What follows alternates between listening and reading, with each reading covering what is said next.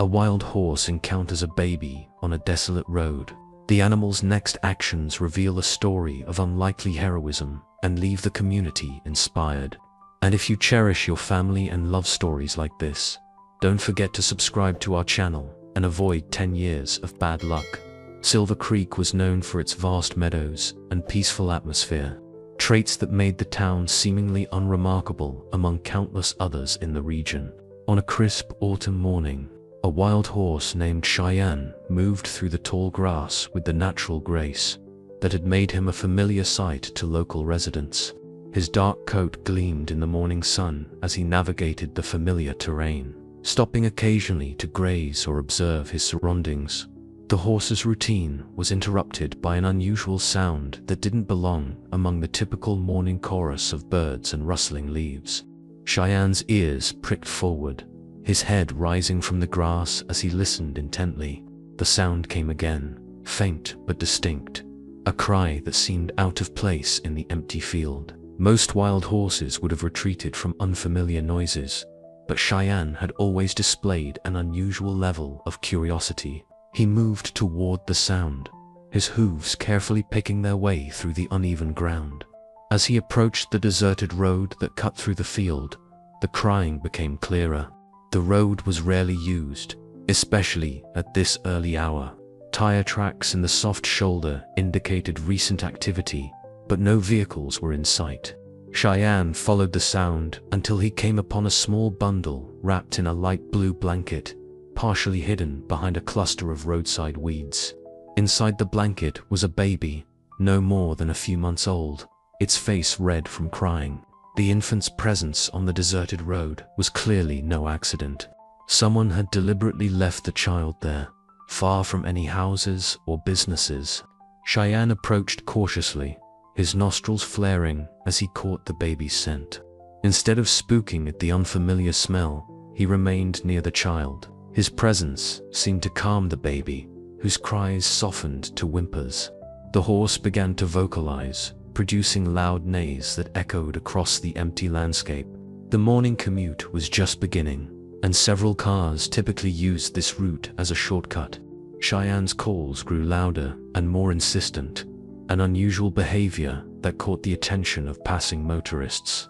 The first vehicle to stop was a red pickup truck. The driver, Mike Harrison, a local farmer, initially thought the horse might be injured. Two more cars pulled over within minutes. Sarah Chen, a nurse heading to her morning shift, and Tom Rodriguez, a retired police officer, joined Harrison on the roadside. They approached cautiously, aware that wild horses could be unpredictable. However, Cheyenne stood his ground, continuing to neigh while positioning himself protectively near the bundle. "There's something behind him," Chen called out, being the first to notice the blanket. Rodriguez, drawing from his police experience, approached slowly.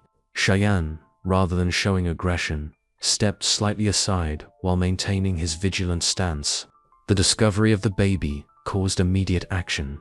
Chun's medical training took over as she examined the infant, finding it cold but otherwise unharmed. Rodriguez called emergency services while Harrison used his truck to block the road, preventing any traffic from disturbing the scene. Word spread quickly through the small town as emergency vehicles arrived.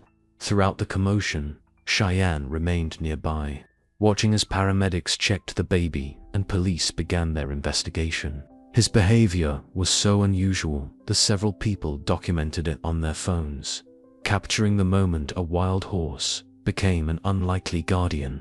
The morning's events marked the beginning of a change in Silver Creek. What could have been a tragedy had been averted by the actions of a wild horse, whose inexplicable decision to investigate a cry and alert others would ripple through the community in ways no one could have predicted. As the baby was safely transported to the hospital, witnesses recounted how Cheyenne had stood watch, displaying a level of awareness that seemed almost human. The video of Cheyenne standing guard over the abandoned baby spread across social media platforms with unprecedented speed. Local news stations picked up the story, running headlines like "Wild Horse Becomes Local Hero" and "Guardian Angel on 4 Legs." What made the footage particularly compelling was Cheyenne's deliberate behavior, the way he positioned himself near the baby, his persistent calls for attention, and his calm demeanor when help arrived. Emma Mitchell watched the story unfold on her tablet during a break at her veterinary clinic. As someone who had dedicated her life to animal care, she wasn't surprised by Cheyenne's actions. Throughout her 15 years of practice, she had witnessed countless examples of animal intelligence and empathy. But this situation was different. It presented an opportunity she had been contemplating for years. The clinic's walls were covered with photos of animals she had treated, many of them rescued from abuse or abandonment. Next to these were pictures of local children who regularly visited to learn about animal care. Emma had long observed how interaction with animals helped troubled youth, but funding and support for a formal program had always seemed out of reach. She began drafting a proposal at her desk, interrupted occasionally by appointments. Her vision was ambitious. A combined shelter that would serve both abandoned animals and at-risk children. The facility would provide temporary housing for animals, while also offering programs where children could interact with them in a therapeutic setting. Emma calculated the costs, knowing they were substantial, but the publicity surrounding Cheyenne had created a unique moment of community engagement. The town hall was unusually full for the monthly community meeting. Emma sat in the back, clutching her presentation materials, while listening to various community updates. When it was her turn to speak, she approached the podium with determination. The room fell silent as she began describing her vision, using Cheyenne's story as a foundation for her proposal. What we witnessed wasn't just a lucky coincidence, Emma explained to the gathered residents.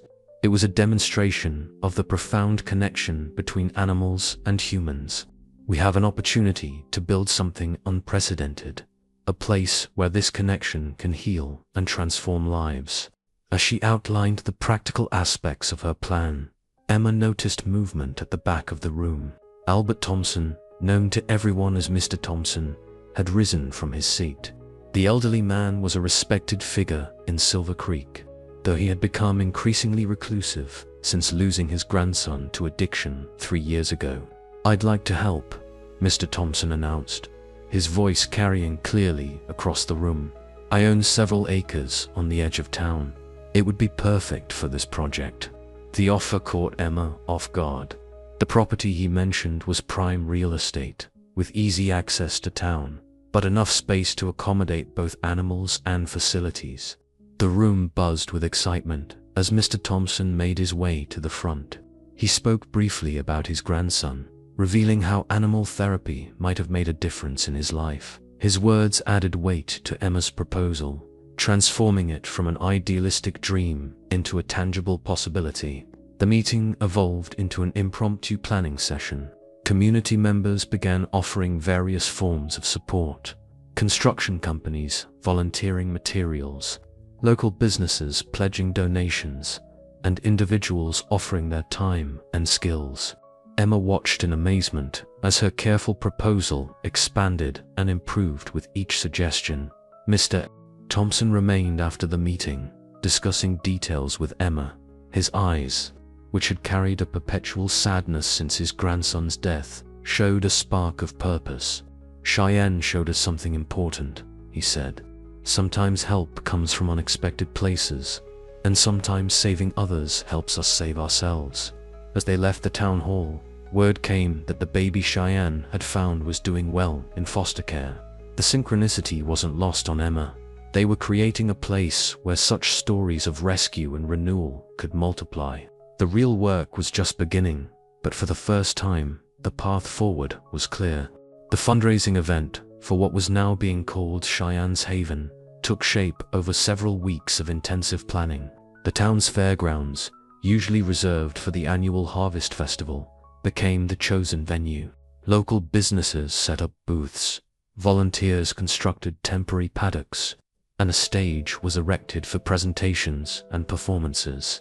On the morning of the event, Cheyenne's appearance caused a stir among the gathering crowd. The wild horse had been spotted occasionally since the rescue, but his presence at the fairgrounds seemed almost deliberate. He stood at the edge of the property, observing the activity with what appeared to be curiosity. Local wildlife officials advised keeping a respectful distance, but his presence added an air of authenticity to the proceedings. Emma and Mr. Thompson took turns addressing the crowd throughout the day. They shared not just Cheyenne's story, but their vision for a facility that would bridge the gap between animal welfare and human healing. Emma spoke about the therapeutic potential of animal interactions, while Mr. Thompson's personal testimony about his grandson's struggles brought many listeners to tears. "What we're building isn't just a shelter," Emma explained to a group of potential donors. "It's a place where second chances become possible." She outlined plans for programs that would pair rescued animals with children facing various challenges, from behavioral issues to trauma recovery. The concept resonated particularly with local educators and healthcare professionals, who began discussing potential partnerships. The crowd grew as the day progressed, drawing people from neighboring towns who had followed Cheyenne's story online. Local media coverage attracted regional attention, and several corporate representatives expressed interest in supporting the project. The initial fundraising goal was surpassed by what truly transformed the event, however, was the spontaneous formation of volunteer groups. A retired construction foreman organized a building committee. A group of teachers developed proposals for educational programs. Social workers offered to coordinate with family services. Each group brought expertise that expanded the project's potential. Young people, particularly teenagers, showed unexpected enthusiasm. A group of high school students proposed creating a social media campaign to document the haven's development. Others volunteered to help with animal care and facility maintenance. Their energy was infectious, drawing in more volunteers across age groups. Sarah Chen, the nurse who had helped discover the abandoned baby, emerged as a key organizer. Her medical background and compassionate nature made her invaluable in developing health and safety protocols for both animals and visitors. She began coordinating with other healthcare professionals to create a comprehensive care program. The elderly community found their role as well. Retired teachers offered to tutor children who would visit the haven. Former business owners provided advice on sustainable operation models. Their experience and wisdom helped ground the project's ambitious goals in practical reality. As the event continued, Mr. Thompson noticed something remarkable. People who normally kept to themselves were engaging in conversations. Individuals who had never participated in community projects were signing up for volunteer shifts. The Haven wasn't just creating a facility, it was rebuilding community connections that had gradually eroded over the years. A local artist captured the day's spirit by creating a large mural depicting Cheyenne standing guard over the baby. The image became an impromptu symbol for the project, representing both protection and possibility. Prints were sold to raise additional funds, with copies designated for the Haven's future walls. The event concluded with an unexpected moment. As the sun began to set, Cheyenne approached closer than he had all day. He stood at the edge of the gathering, his presence drawing all eyes. The conversations quieted, and for a moment, the connection between the wild horse and the community he had inspired was almost tangible. By day's end, the project had gained not just funding, but a diverse and committed network of supporters. The Haven was no longer just Emma and Mr. Thompson's vision. It had become a community mission, fueled by the kind of unity that only emerges when people find a shared purpose. In the weeks following the fundraising event, Cheyenne's presence around Silver Creek changed noticeably. The wild horse, typically known for roaming widely, began establishing a more predictable pattern. Residents reported seeing him circling the outskirts of town, particularly near the area designated for Cheyenne's Haven. His behavior resembled that of a sentinel, drawing comparisons to a guard dog rather than a wild horse. Local wildlife experts found the behavior unusual enough to begin documenting it. They noted how Cheyenne would appear at specific times, following what seemed to be a deliberate route. He paid particular attention to areas where children gathered, such as the park and the elementary school playground, though he always maintained a safe distance.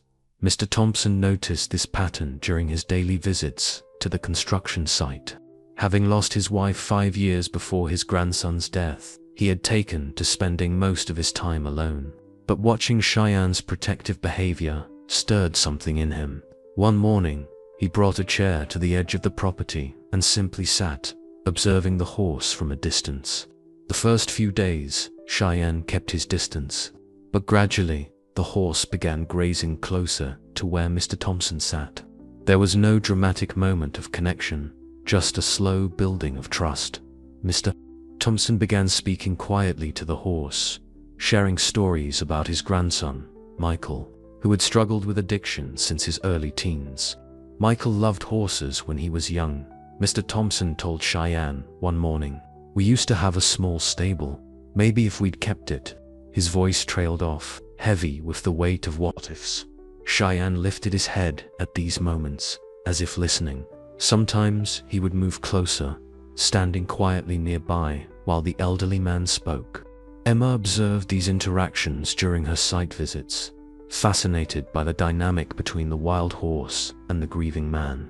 As a veterinarian, she understood animal behavior, but Cheyenne's actions defied conventional explanation. He showed a level of emotional intelligence that challenged her professional knowledge. During one particularly cold morning, she watched as Cheyenne positioned himself to block the wind from Mr. Thompson's chair. The horse remained there for over an hour, adjusting his position as the wind direction changed. It was the kind of behavior that made Emma question the traditional boundaries between wild and domestic animals. The construction crews working on the haven grew accustomed to these daily scenes. They reported that Cheyenne's presence seemed to have a calming effect on Mr. Thompson, who had begun bringing coffee and sandwiches to share with the workers. He was emerging from his shell, engaging in conversations about the haven's progress and sharing ideas for its development. One day, Emma arrived to find Mr. Thompson sketching plans for an additional paddock. "Cheyenne needs a place here," he explained, pointing to an area near the main building. "Not to contain him. He's wild and should stay that way, but somewhere he knows he's welcome." The suggestion reflected a growing understanding that the horse had become more than just the haven's inspiration. The local media attempted to cover the developing relationship between Mr. Thompson and Cheyenne, but their presence tended to disrupt the natural dynamic. Instead, discreet photographs taken by construction workers and volunteers began circulating through the community. These candid shots captured genuine moments. Mr. Thompson reading a newspaper while Cheyenne grazed nearby, or the horse following the elderly man as he walked the property line. Emma found herself documenting these interactions in a journal, recognizing their relevance to the haven's mission. The bond forming between a grieving man and a wild horse demonstrated exactly what they hoped to achieve: healing through unexpected connections. She began incorporating these observations into the haven's developing therapy programs. As winter approached, concerns arose about Cheyenne's welfare during the colder months. Mr. Thompson addressed this by installing a simple shelter on his property, positioned where the horse could use it while maintaining his freedom. It was a gesture that acknowledged both the horse's wild nature and his growing connection to the community. The opening of Cheyenne's haven marked a transformation in Silver Creek. The former empty field had become a carefully designed facility with modern stables alongside comfortable meeting spaces. The architecture balanced functionality with warmth, featuring large windows that flooded the interior with natural light and provided views of the surrounding landscape. On opening day, families began arriving with animals needing shelter. A mother brought in 3 kittens found behind her restaurant. A farmer delivered an injured sheep that had lost its flock. Each arrival reinforced the haven's purpose. Social workers also began referring families, starting with supervised visits to assess how children responded to interaction with the animals. Emma established strict protocols for both animal care and human interaction. Every animal received thorough medical examination and rehabilitation plans. Children were matched with animals based on temperament and needs. The process was methodical, but the results were immediate. A previously nonverbal child spoke his first words to a gentle, elderly cat.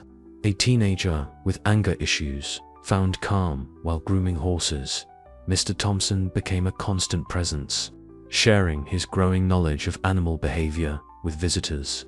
His transformation was remarkable. The man who had once isolated himself now served as a bridge between the animals and the community. His experience with loss made him particularly effective at connecting with families facing similar struggles. Then came the storm.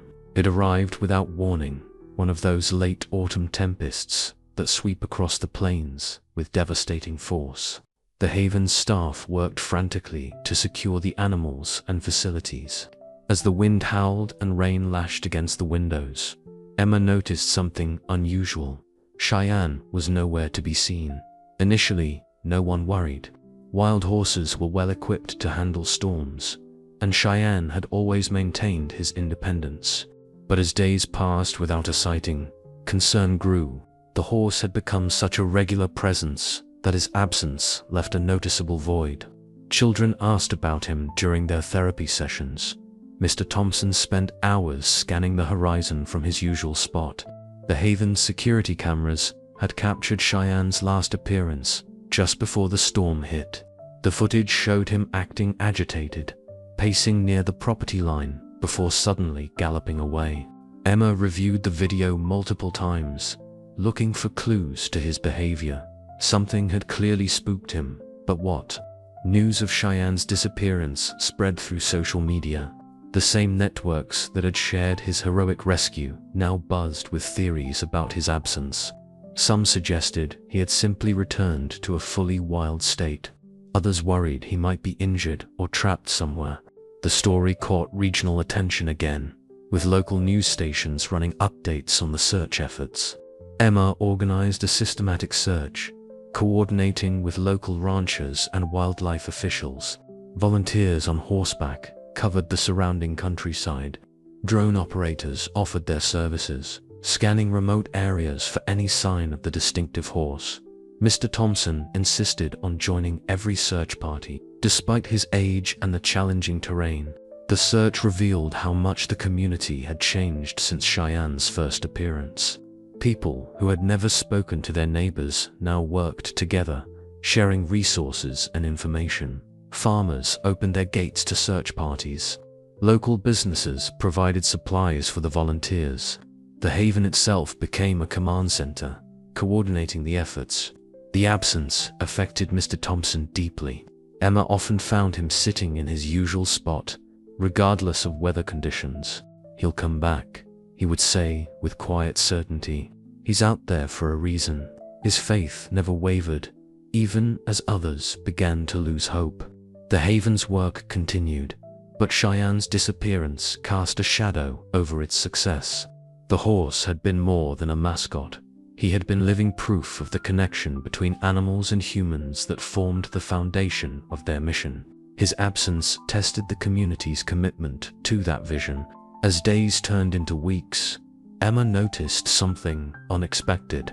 Rather than diminishing the Haven's impact, Cheyenne's disappearance had strengthened it. People shared stories about the horse while working together.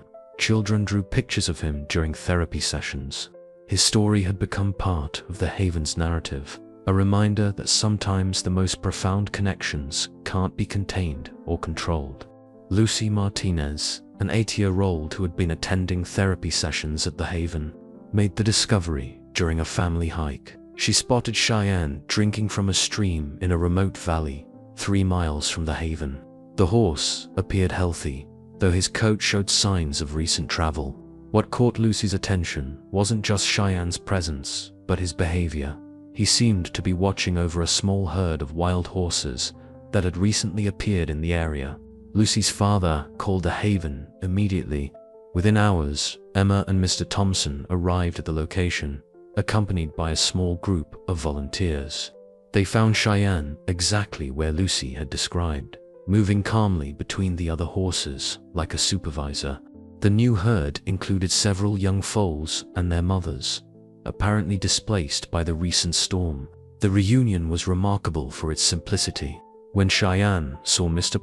Thompson, he approached without hesitation, as if no time had passed. Emma noticed that he kept glancing back at the other horses, seemingly torn between his connection to humans and his role with the herd. Mr. Thompson understood immediately. "He's been taking care of them," he said, his voice thick with emotion. "Just like he took care of that baby." News of Cheyenne's return spread quickly through Silver Creek. The Haven organized a welcome celebration, careful to keep it small enough not to disturb the horses. Local children created artwork depicting Cheyenne with his new herd, and the images were displayed in the Haven's main hall. The story added another layer to Cheyenne's legend. He hadn't abandoned them. He'd been extending his protective nature to others in need. During the celebration, Emma received an unexpected visitor. James Blackwood, CEO of a national chain of animal welfare centers, arrived with a proposal. His organization had been following Cheyenne's story and the Haven's development. They were interested in not just supporting the Haven, but incorporating it into their network. Blackwood's offer was substantial: significant funding, access to resources, and the opportunity to expand the Haven's programs nationwide.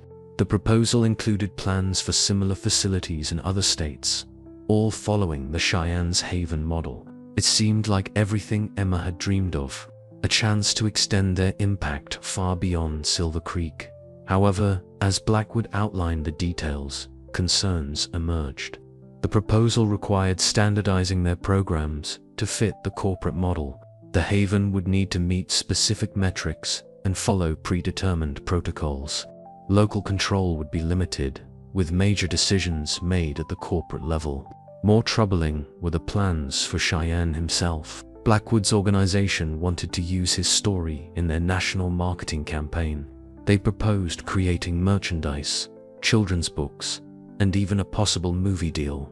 The wild horse would become a brand, his image carefully managed and marketed. Emma listened politely, aware of the opportunity before her. The funding alone would secure the Haven's future and help countless animals and families. The chance to expand their model nationally could transform animal therapy programs across the country. Yet something felt wrong about commodifying Cheyenne's story and standardizing the organic connections that had made the Haven special. During the presentation, she watched through the window as Cheyenne moved between his two worlds, checking on his herd, then returning to graze near Mr. Thompson. The horse's natural behavior, his freedom to choose his own path, had been central to everything the Haven represented. How could they preserve that while fitting into a corporate structure? The celebration continued around them as Blackwood presented contracts and timelines. Community members shared stories about Cheyenne, each tale illustrating the unique character of what they'd built. Children played with therapy animals, while their parents discussed future programs. The Haven hummed with the energy of genuine connections being formed and strengthened. Emma promised to consider the proposal, but as she watched her community celebrate, she already knew her answer. The Haven's success came from its ability to adapt to individual needs, to let relationships develop naturally. No corporate manual could replicate the moment when a troubled teen first connected with a rescued horse, or when a grieving elderly man found purpose in caring for abandoned animals. Emma spent sleepless nights reviewing Blackwood's proposal, spreading documents across her kitchen table while her coffee grew cold. The numbers were impressive: funding that could sustain the Haven for years, resources that would expand their capabilities, and a network that could help place more animals. Yet each benefit came with strings attached, carefully worded clauses that would fundamentally change how they operated. The corporate vision for Cheyenne's Haven looked perfect on paper: standardized programs, professional marketing, streamlined operations, everything a modern non-profit should be. But Emma kept thinking about their current success stories, none of which had followed a standard protocol. like the autistic teenager who made breakthrough progress not during scheduled therapy sessions, but while spontaneously helping to feed the animals, or the elderly widow who found purpose by reading stories to nervous shelter dogs. Mr. Thompson noticed her distraction during their morning meetings. He found her one day staring at Cheyenne's herd through the Haven's windows, the untouched contract still in her hands. "You know," he said, settling into a chair beside her, "when Michael was struggling, we tried every program we could find, the best ones, the most expensive ones, but they all felt like processing plants, moving people through a system instead of really seeing them." His words struck home. Emma had witnessed how the Haven's flexibility allowed them to adapt to each situation. When a family couldn't make scheduled appointments, they adjusted. When an animal needed extra time to trust humans, they provided it. Their success came from treating each case as unique, something that couldn't be standardized or replicated through corporate protocols. The investment offer would require quarterly reports focusing on metrics: number of clients served, success rates, cost per case. Emma imagined trying to quantify the moment when a traumatized child first smiled at a playful kitten, or how to measure the worth of Mr. Thompson finding healing through helping others. Some impacts couldn't be reduced to numbers on a spreadsheet. More concerning were the marketing requirements. Blackwood's team had already drafted promotional materials showing a sanitized version of Cheyenne's story. The wild horse would become a cartoon character, his image carefully controlled. The real Cheyenne, who still came and went freely, choosing when to interact with humans and when to remain wild, would be replaced by a corporate mascot. Emma called a meeting with the Haven's core team, including Mr. Thompson and several key volunteers. She presented both sides, the incredible opportunities and the concerning restrictions. The discussion lasted hours, with everyone sharing their perspectives on what made the Haven special. Sarah Chen, the nurse who had helped find the abandoned baby, spoke about the importance of their community-based approach. "We know our people," she said. "We understand their needs in a way no corporate office could." Others nodded, sharing examples of how their local connections had made difficult cases successful. Mr. Thompson saved his comments for last. He described his grandson's struggles again, but this time focused on the system's failures. "Michael needed someone to see him as a person, not a case number," he said quietly. "What we've built here does that, for both people and animals. Money can't buy that kind of understanding." The truth of his words settled over the room. They had created something unique precisely because they had built it organically, responding to their community's specific needs. Corporate funding might expand their reach, but at the cost of the very qualities that made them effective. Emma drafted her response to Blackwood that evening.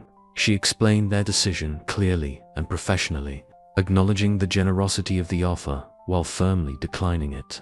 The Haven would continue on its current path, maintaining its independence and its ability to adapt to individual needs. As she sealed the letter, she heard familiar hoofbeats outside. Cheyenne had appeared at his usual time, moving between his herd and the Haven's grounds. Emma watched him through her office window, struck by how his natural behavior embodied everything they were choosing to preserve: the freedom to follow one's nature while maintaining meaningful connections. The development proposal arrived without warning. Glossy brochures showcasing a modern shopping complex, complete with high-end retail stores, restaurants, and entertainment venues. The plans covered not just the Haven's current location, but extended into surrounding properties, including the areas where Cheyenne's herd frequently grazed. Silver Creek Development Corporation, a newly formed company, promised economic growth, job opportunities, and increased tax revenue for the town. Initial reactions in Silver Creek were mixed. Business owners saw potential benefits in increased foot traffic. Real estate agents spoke enthusiastically about rising property values. Some residents welcomed the idea of having more shopping options without driving to larger cities.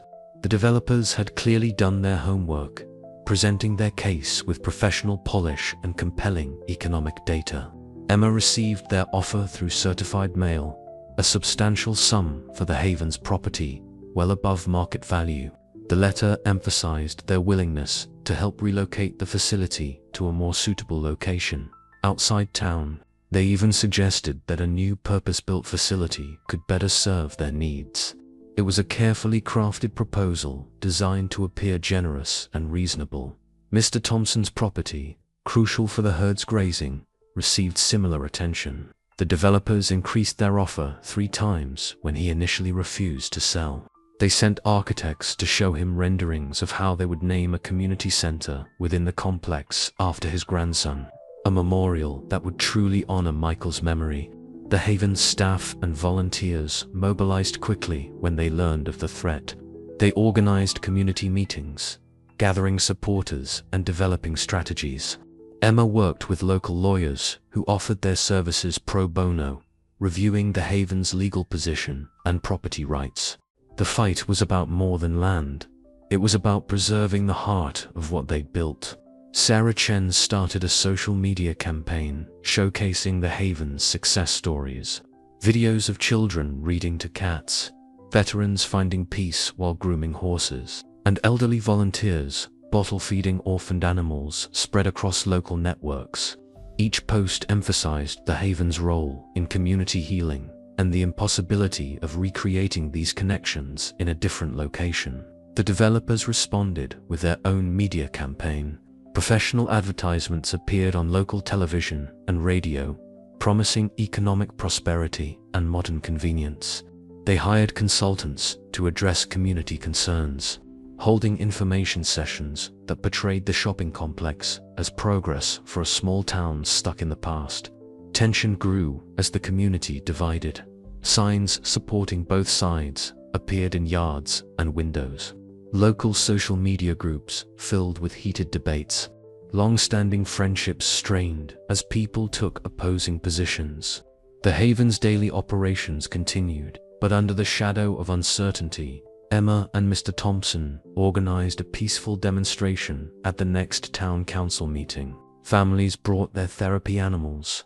Children displayed artwork showing what the Haven meant to them, and former clients shared their stories. The line of speakers stretched out the door, each person adding their voice to the protest. The developers countered with economic experts and urban planning specialists. They presented studies showing similar developments in other small towns, highlighting increased property values and job creation. Their presentations were slick and professional, filled with graphs and projections that painted an attractive picture of progress. Local media covered the growing conflict extensively. Regional news outlets picked up the story, framing it as a classic battle between preservation and development. Cheyenne's original rescue story resurfaced, along with updates showing the Haven's impact over the years.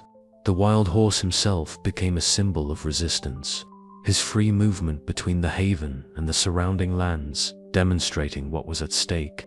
The pressure intensified when several Haven donors received calls from the Development Corporation, suggesting that supporting the shopping complex would better serve the community's interests. Anonymous letters appeared, questioning the Haven's financial management and effectiveness. The developers' tactics grew more aggressive as they met continued resistance. Through it all, Cheyenne's herd remained visible on the disputed land, their presence a daily reminder of the natural bonds the Haven sought to protect. The sight of the horses grazing freely became a powerful counter to the developers' digital renderings of storefronts and parking lots.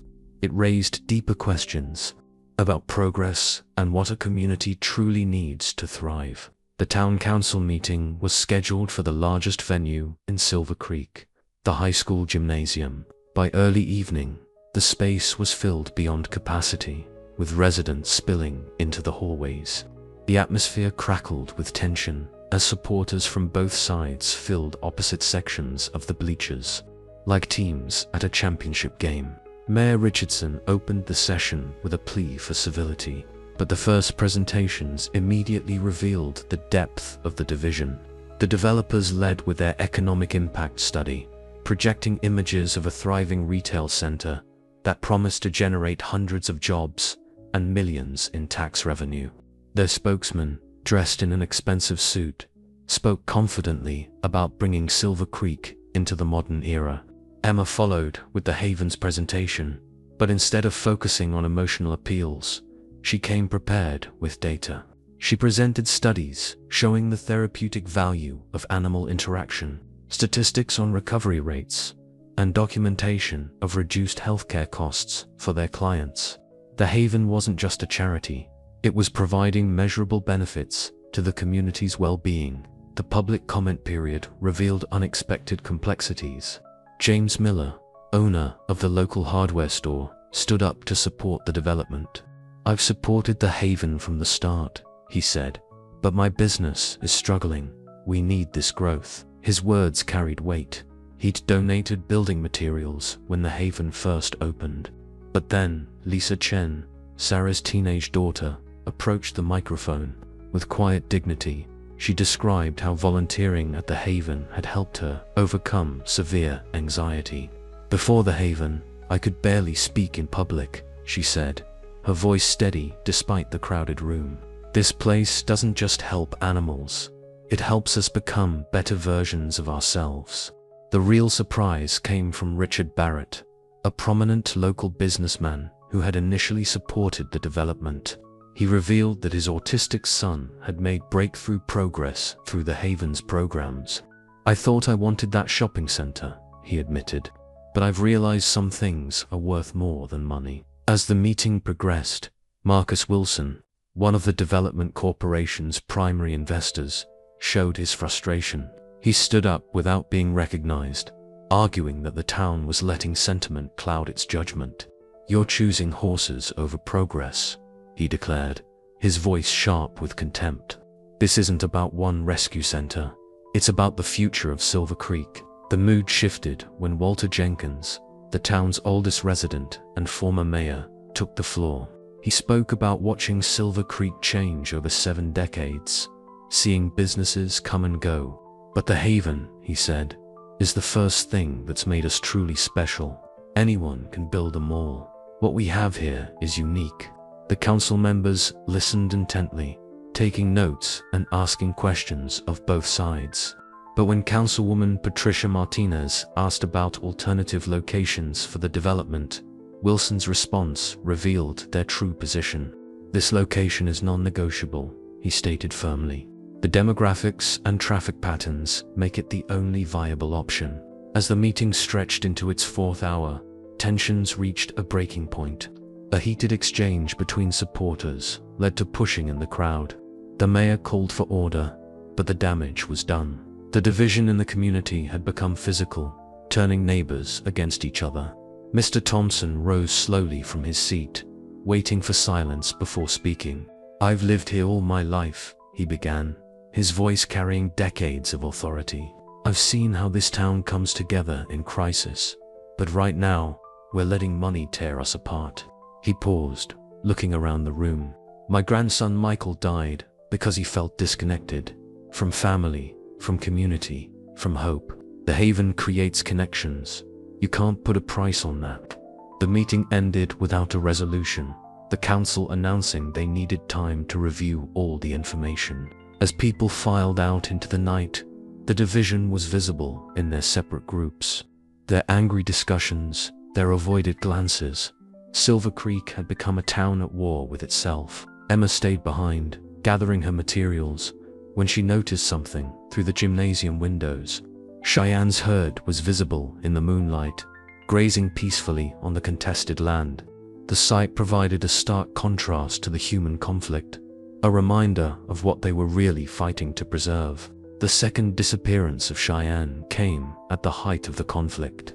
With the council's decision pending and tensions high in Silver Creek, the wild horse and his herd vanished completely from their usual grazing grounds. The timing couldn't have been worse. Supporters of the development immediately suggested that the horses had moved on naturally, weakening the Haven's position. Emma and Mr. Thompson organized search parties again, but this time with a growing sense of urgency. The developers had begun preliminary surveys of the land, their equipment appearing overnight like an invasion force. Each passing day without Cheyenne seemed to strengthen their argument that the land should be put to more productive use. The search expanded across the region, drawing volunteers from neighboring towns who had followed the Haven's story. As groups spread out across the countryside, Emma noticed something remarkable. People who had been arguing fiercely at the council meeting were now working together, their shared concern for Cheyenne temporarily bridging their divisions. On the third day of searching, Lucy Martinez, the same child who had found Cheyenne after his first disappearance, made another discovery. While exploring with her father near the disputed property's eastern border, she noticed hoofprints leading to an overgrown path. The trail led to an old cave system that few locals even remembered existed. When Emma and Mr. Thompson arrived at the cave entrance, they found Cheyenne standing guard, just as he had done with the abandoned baby months ago. The horse's behavior was deliberate, almost purposeful, as he led them deeper into the cave system. Inside, they found not only his herd, but something unexpected: old surveyors, markers, and metal storage boxes. Mr. Thompson recognized the significance immediately. His father had served on the town council decades ago, and he remembered stories about the land's original designation. With trembling hands, he opened the rusted boxes, revealing documents that dated back to the town's founding. The papers included original land grants and conservation easements that had been forgotten over time. The language was clear. The entire area, including the Haven's current location and surrounding grazing lands, had been permanently designated as public trust land. It could never be sold or developed for commercial use. Legal experts confirmed the document's authenticity. The development corporation's lawyers scrambled to find loopholes, but the easements had been carefully written. The land legally belonged to the community in perpetuity, to be preserved for public benefit and natural use. When Emma presented the findings at an emergency council meeting, the atmosphere was different from the previous confrontation. The documentary evidence shifted the discussion from economic benefit to legal reality. The development corporation's representatives sat in stunned silence as their project crumbled. But it was Mr. Thompson who transformed the moment from victory to reconciliation. Standing before the council, he proposed a compromise. While the Haven's land would remain protected, he offered to work with local business owners to develop alternative plans for economic growth that wouldn't compromise the community's values. In the following weeks, as news of the discovery spread, Silver Creek began to heal. The Haven's supporters reached out to those who had favored development.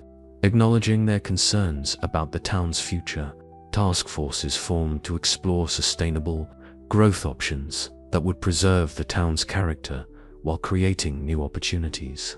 Cheyenne returned to his regular patterns, moving freely between the Haven and the protected lands with his herd. His role in leading them to the crucial documents added another chapter to his legend. But more importantly, it reminded the community of what had brought them together in the first place: the unexpected ways that healing and hope can emerge. The Haven expanded its programs, now secure in its future. The therapy sessions continued, but with a deeper understanding of community connection. Children who came for animal therapy also learned about conservation. Business owners who had supported development found new opportunities in ecotourism and educational programs. Emma often reflected on how Cheyenne's original act of compassion, standing guard over an abandoned baby, had set in motion a chain of events that transformed not just individual lives, but an entire community. The wild horse had shown them that progress doesn't always mean change. Sometimes it means protecting what matters most. As Silver Creek moved forward, the Haven stood as a symbol of what communities can achieve when they choose connection over division, preservation over profit. And Cheyenne remained free, a living reminder that the most powerful changes often come from staying true to one's nature while caring for others.